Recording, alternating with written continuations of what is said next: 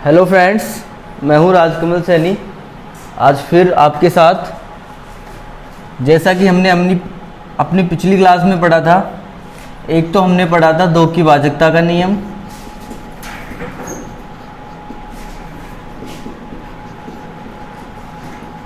दो की भाजकता के नियम में हमने पढ़ा था कि यदि किसी संख्या का इकाई अंक 0, 2, 4, 6 या 8 हो तो वो संख्या 2 से पूरी तरह विभाजित होती है। उसके बाद हमने पढ़ा था 5 की भाजकता का नियम।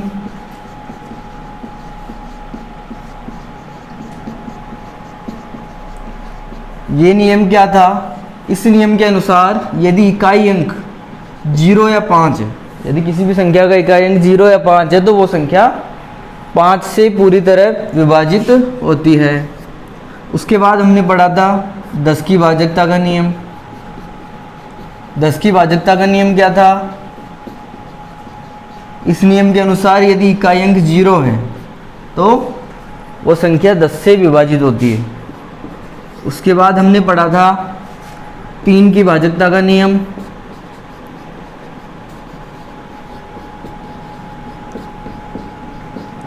ये नियम क्या था? जैसे कोई एग्जाम्पल है, ये कोई संख्या है तो हम इसमें कैसे देखते थे? हम इन सबको प्लस करते थे। 2 + 5 + 2, ये हो गया टोटल 9। तो अब हमको पता है 9 में 3 का भाग जाता है तो 252 भी 3 से विभाजित होगा। इस प्रकार हमने 3 की भाजकता का नियम पढ़ा था। और ऐसे ही 9 की भाजकता का नियम था, यदि जोड़ने पर, प्लस करने पर जो संख्या प्राप्त हो रही है उसमें 9 का भाग जाता है तो वो संख्या 9 से भी डिवाइड होती है। उसके बाद हमने पढ़ा था 4 की भाजकता का नियम। जैसे 4 की भाजकता के नियम में हमने पढ़ा था कि यदि किसी संख्या के इकाई और दहाई के अंक में, जैसे कोई संख्या है 524, यदि इकाई और दहाई अंतिम दो अंकों में 4 का भाग जा रहा है तो उस पूरी संख्या में भी 4 का भाग पूरा भाग जाएगा। अब यहाँ अंतिम दो अंक हैं 24, तो हमें पता है 24 4 से डिवाइड होता है, 24 में 4 का पूरा भाग जाता है, इसलिए 524 में भी 4 का पूरा भाग जाएगा। इसके बाद अब हम आगे बढ़ते हैं। इसके बाद देखिए अब 6 की भाजकता का नियम।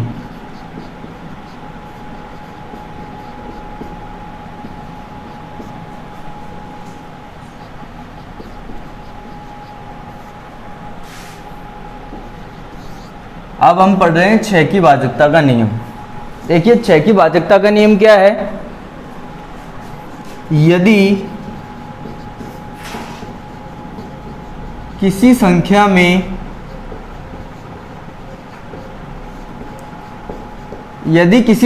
में 2 व 3 का पूरा भाग जाए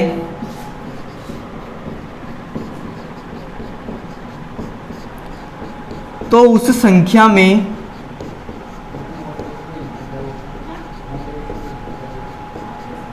यदि किसी संख्या में 2 व 3 का पूरा भाग जाए तो उस संख्या में 6 का भी पूरा भाग जाएगा। जैसे देखिए एग्जाम्पल,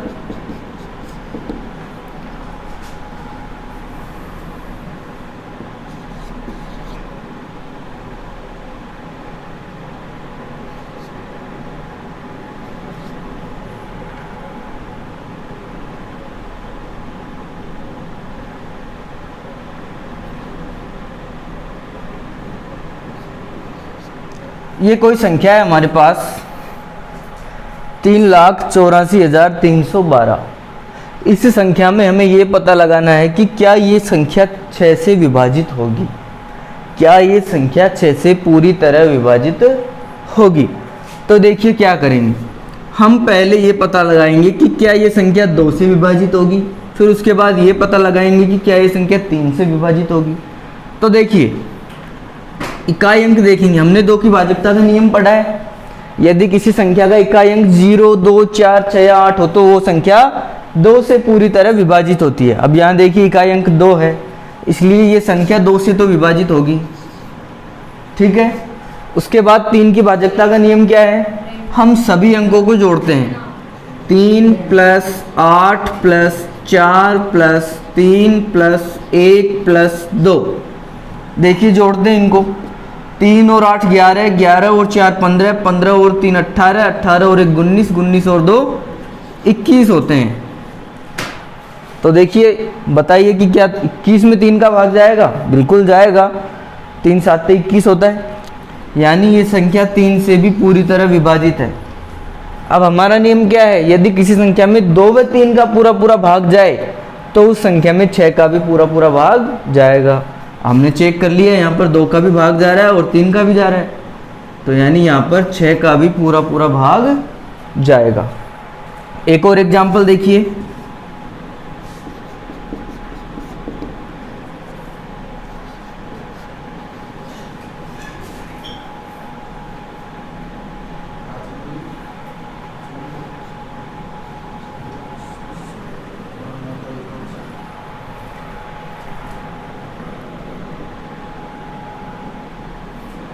देखिए जैसे ये कोई संख्या है, हमें पता लगाना है कि क्या इस संख्या में 6 का पूरा पूरा भाग जाएगा या नहीं जाएगा। तो देखिए क्या करेंगे, पहले हम पता लगाएंगे कि क्या इस संख्या में 2 का पूरा पूरा भाग जाएगा। तो देखिए इकाई अंक 2 है, तो यानी 2 से तो ये विभाजित होगी।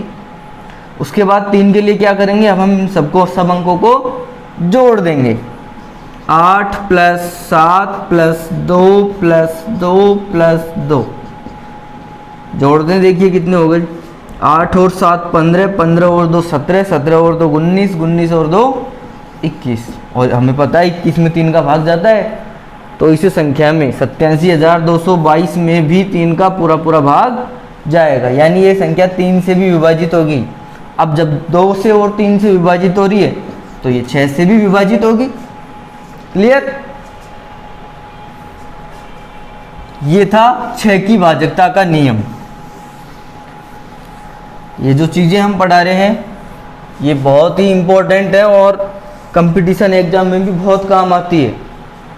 उसके बाद देखिए अगला नियम जो बहुत ही इंपॉर्टेंट नियम है, 7 की भाजकता का नियम।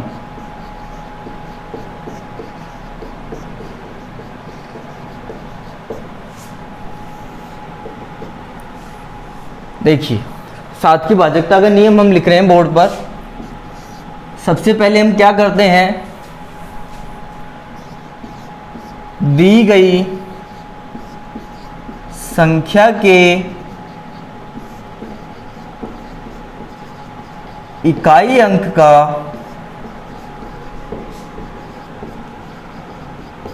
दी गई संख्या के इकाई अंक का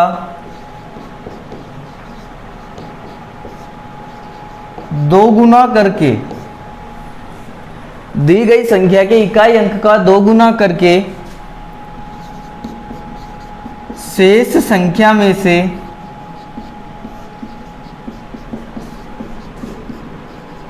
घटाते जाते हैं।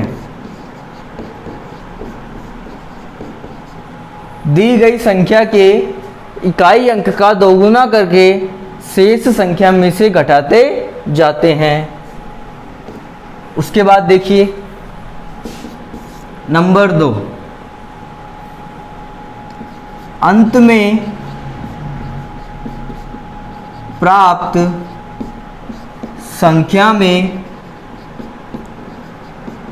यदि 7 का भाग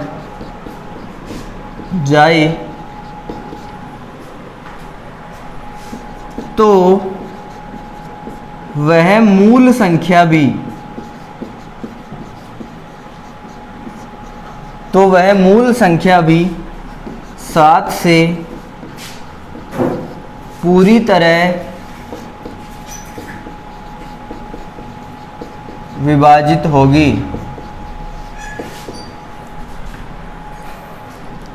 अथवा अंत में 0 प्राप्त हो तो भी वह मूल संख्या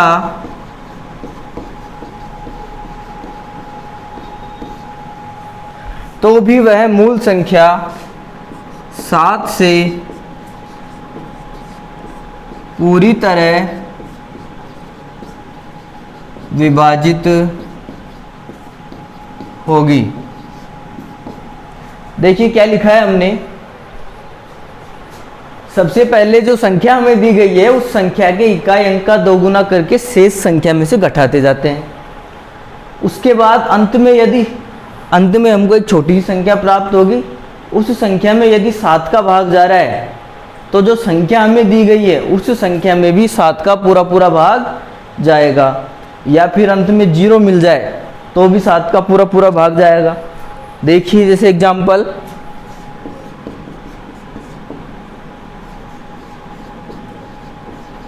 ये कोई संख्या है।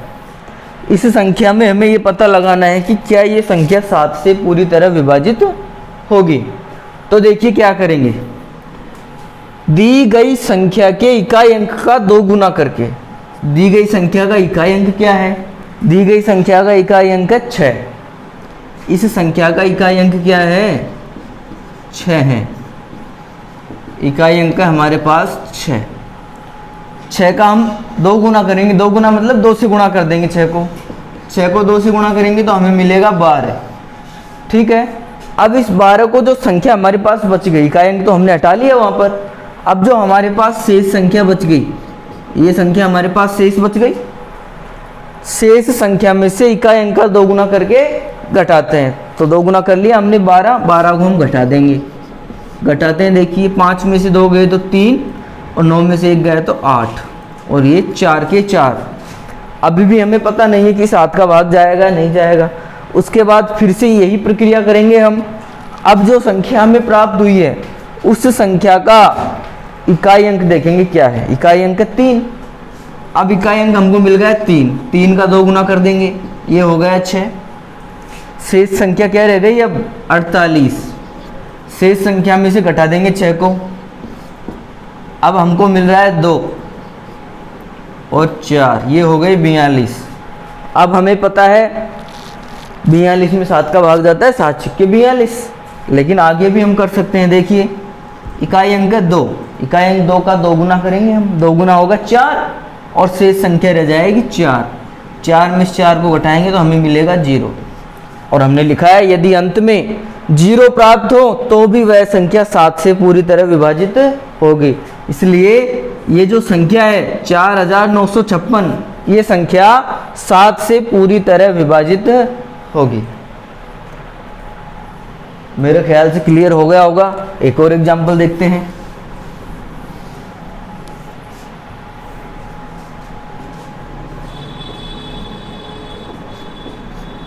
देखिए ये कोई संख्या है 6377।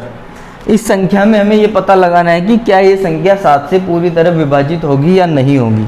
देखिए इकाई अंक का 2 गुना करेंगे, इकाई अंक 7 का 2 गुना करेंगे तो ये होते हैं 14। ठीक है। शेष संख्या रह गई हमारे पास 637। 637 में से हम 14 को घटा देंगे। घटाते हैं, 7 में से 4 गए तो 3 में से 1 गया तो 2 और 6 के 6। फिर से इकाई अंक का 2 गुना करेंगे, 3 का 2 गुना हो गया 6। शेष संख्या बच गई 62 में से 6 को घटा देंगे तो ये हमें मिलेगा 56। ठीक है।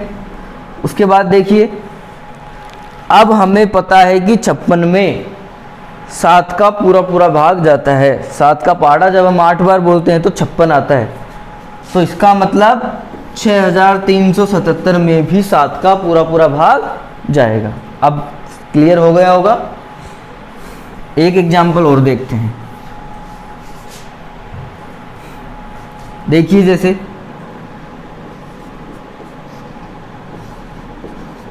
ये कोई संख्या है, इस संख्या में हमें पता लगाना है कि क्या ये संख्या 7 से पूरी तरह विभाजित होगी या नहीं होगी। तो देखिए इकाई अंक का दोगुना करेंगे, इकाई अंक 3, 3 का दोगुना करेंगे 6 हो गया। शेष संख्या है अब हमारे पास 576। 6 को घटाएंगे हम तो ये हमें मिलेगा 075, हमें मिल गया 570। अब फिर से देखिए, अब हमारे पास ये संख्या, इसका इकाई अंक 0, 0 का दोगुना करेंगे तो ये हमें 0 ही मिलेगा। शेष संख्या रह गई हमारे पास 57, 57 में से 0 घटाएंगे तो 57 ही रहेगा। अब देखिए 57 में 7 का पूरा भाग नहीं जाता है, इसलिए 5763 में भी 7 का पूरा भाग नहीं जाएगा। ठीक है, क्लियर हो गया होगा।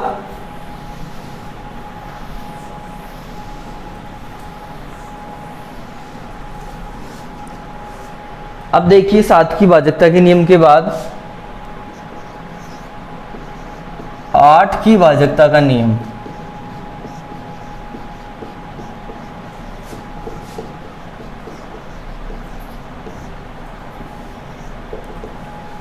आठ की भाजकता का नियम,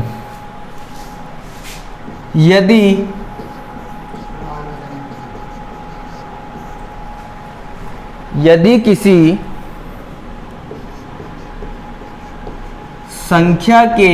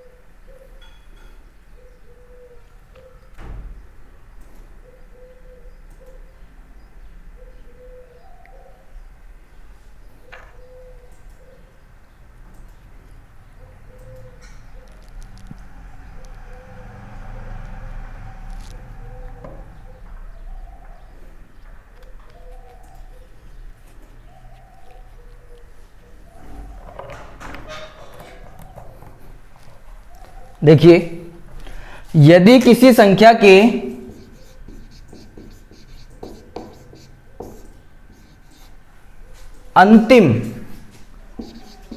अंतिम 3 अंकों यानी इकाई, दहाई और सैकड़ा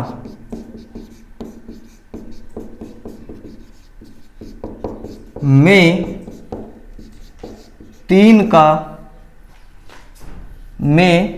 8 का पूरा भाग जाए तो वह पूरी संख्या 8 से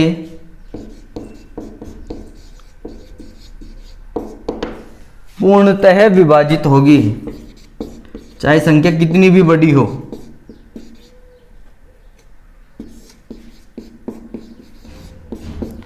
जैसे देखिए एग्जाम्पल,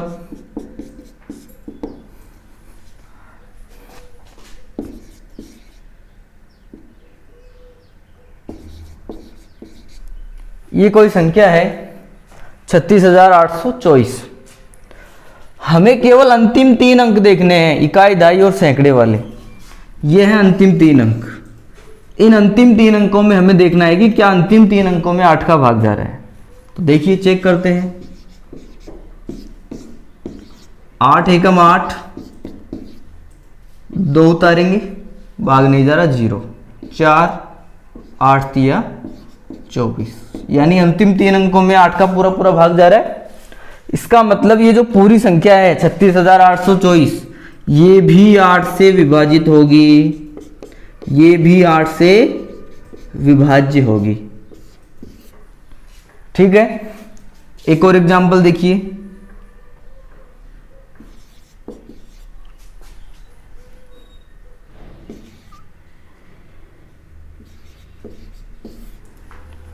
ये कोई संख्या है 25,832। हमें केवल अंतिम 3 अंक देखने हैं। हम केवल अंतिम 3 अंकों में 8 का भाग देंगे।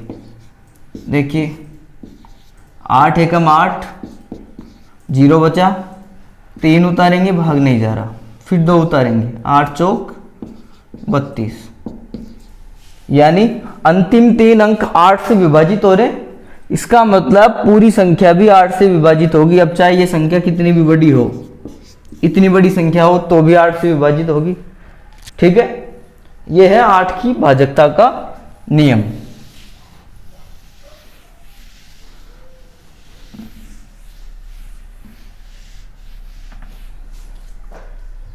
फिर देखिए 9 की भाजकता का नियम हमने पढ़ लिया था, 10 का पढ़ लिया था। अब हम पढ़ रहे हैं 11 की भाजकता का नियम।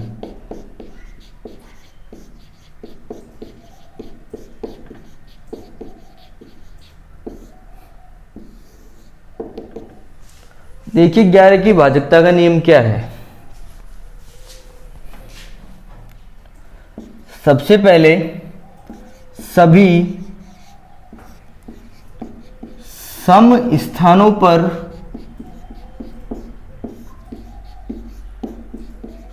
दिए गए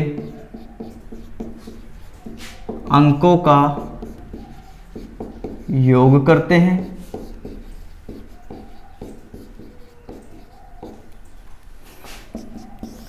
सभी विषम स्थानों पर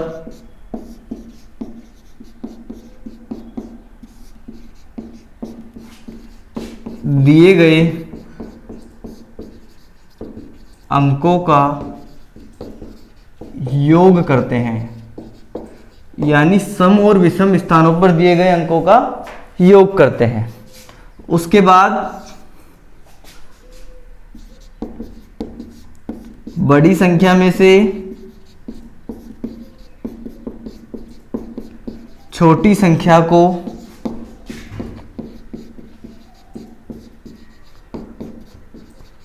घटाते हैं। पहले तो सम और विषम स्थानों पर जो अंक दिए गए हैं उन सभी अंकों का योग करते हैं अलग अलग। उसके बाद 2 संख्याएं हमें प्राप्त होगी, सम स्थानों का जोड़ प्राप्त होगा एक तो, और एक विषम स्थानों का जोड़ प्राप्त होगा। तो जो बड़ी संख्या हमें प्राप्त होगी उसमें से छोटी संख्या को हम घटा देते हैं। उसके बाद यदि अंत में 11 या 0 प्राप्त हो, 11 या 0 प्राप्त हो तो वह मूल संख्या भी 11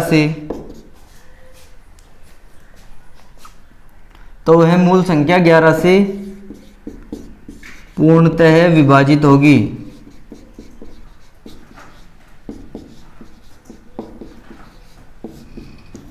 देखिए एग्जाम्पल से समझते हैं।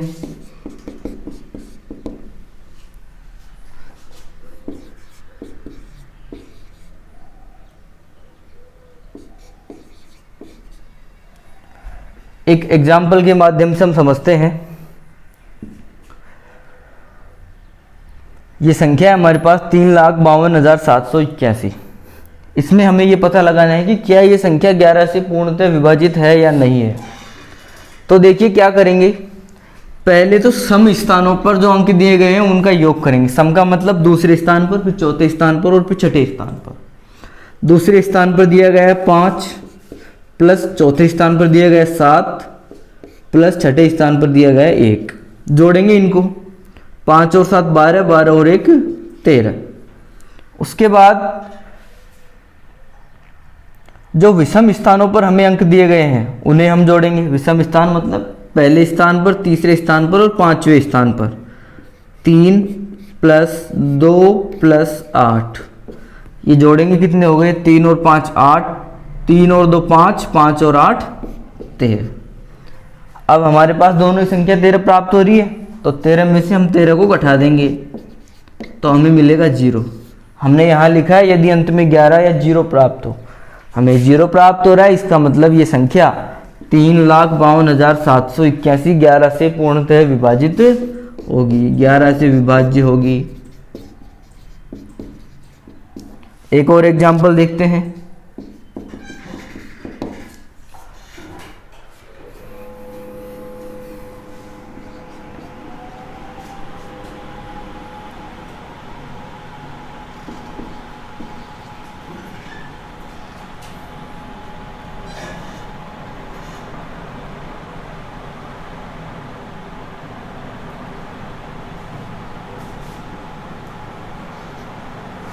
ये कोई संख्या है हमारे पास,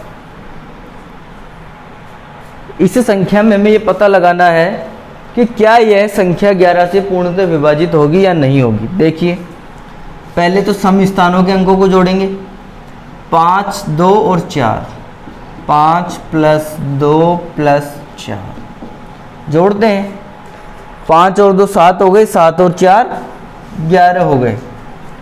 अब विषम स्थानों को जोड़ेंगे, 2 और 1 3, 3 और 8 11, 2 + 1 + 8 ये हो गए 11।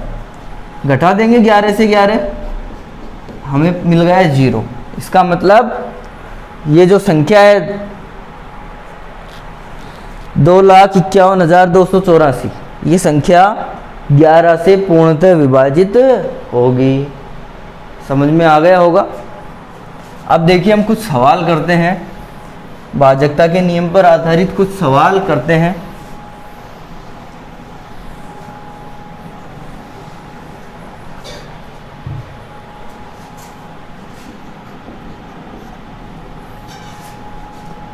संख्या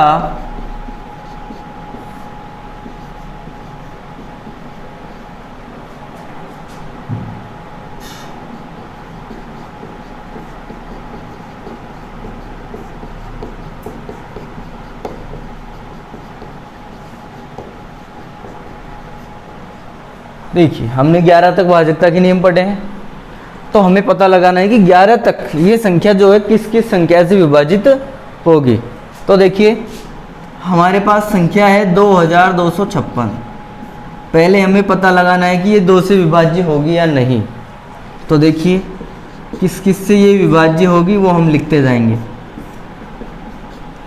देखिए इकाई अंक 6 है इसका मतलब ये 2 से विभाज्य होगी।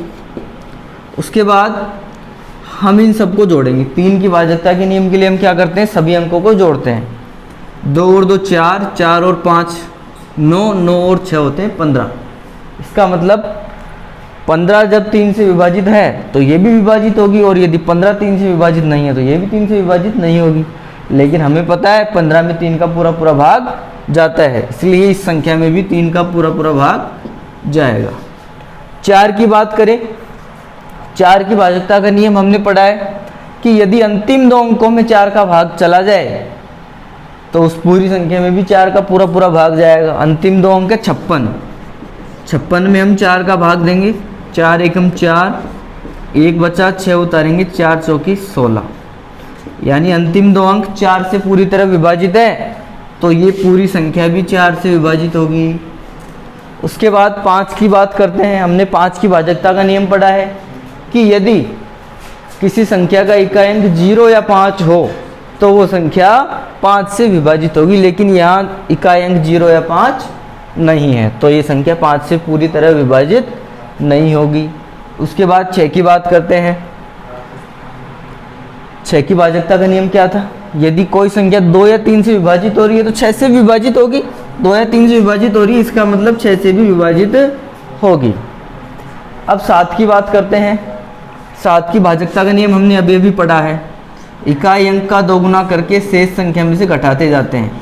इकाई अंक 6 का 2 गुना करेंगे 12 हो गया, शेष संख्या बच गई हमारे पास 225। 12 को घटाएंगे तो ये 3, 1 और 2। फिर से इकाई अंक का 2 गुना करेंगे, इकाई अंक का 2 गुना हो गया 6। शेष संख्या 21, 21 में से 6 को घटाएंगे तो ये हमें मिलेगा 15। हमें पता है 15 में 7 का भाग नहीं जाता है, इसलिए ये संख्या 7 से विभाजित नहीं होगी। उसके बाद 8 की बात करते हैं। यदि अंतिम 3 अंकों में 8 का भाग जाए, यही था 8 की भाजकता का नियम, यदि अंतिम 3 अंकों में 8 का भाग जाए तो वो संख्या 8 से विभाजित होती है। तो देखिए हम 25 में देंगे पहले, 8 तिया 24, 1 बचेगा, 6 उतारेंगे, 8 दूनी 16। इसका मतलब ये संख्या 8 से विभाजित होगी। अब हम 9 की बात करते हैं। क्या ये संख्या 9 से विभाजित होगी? 9 के लिए क्या करते हैं हम? सभी अंकों को जोड़ते हैं। सभी अंकों को जोड़ने पर हमारे पास आ रहा है 15। अब हमें पता है 15 में 9 का भाग नहीं जाता है, इसलिए ये संख्या 9 से विभाजित नहीं होगी। उसके बाद 10 की बात करते हैं। 10 से भी ये संख्या विभाजित नहीं होगी क्योंकि इकाई अंक 0 नहीं है। उसके बाद 11 की बात करते हैं। सभी सम और विषम स्थानों के अंकों को जोड़ेंगे। सम स्थानों पर है 2 और 6 और विषम स्थानों पर है 5 और 2। तो 2 + 5 ये हो गए 7 और 2 + 6 ये हो गए 8। 8 में से 7 को घटाएंगे तो 1 बचेगा। अब 0 नहीं बचा, अगर 0 बचता तो 11 से विभाजित होती और 11 भी नहीं बचा। इसका मतलब ये संख्या 11 से विभाजित नहीं होगी। तो संख्या जो हमें दी गई है 2256, ये 2 से, 3 से, 4 से, 6 से और 8 से पूरी तरह विभाजित होगी। इस प्रकार सवाल पूछा जाता है।